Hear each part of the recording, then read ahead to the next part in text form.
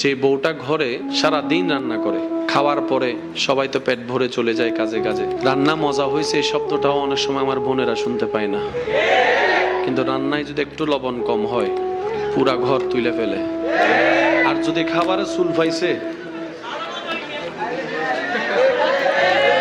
কারা করছি আমরা? কোন আমরা যারা গত 3 সপ্তাহ 4 সপ্তাহ লাগাতার খেয়েও ভালো খাবার প্রশংসা করি নাই, অথচ সেই আমি যখন রেস্টুরেন্টে যাচ্ছি খাবারেরও প্রশংসা করছি, যিনি এনে দিচ্ছে তাকে আবার কিছু টিপসও দিয়ে দিচ্ছি, আবার সেখানে বসে ফেসবুকে লাইভ করে রিভিউ দিয়ে দিচ্ছি, আবার সেখানে স্টার মার্কও দিয়ে দিচ্ছি, আবার বের হওয়ার সময় বলছি আপনাদের খাবার সেই ইয়াম্মি ইয়াম্মি, অনেক জোশ হয়েছে।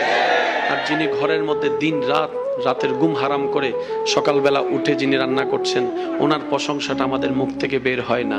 আল্লাহ আমাদেরকে একটু বুঝার তৌফিক দান করুক। আমিন।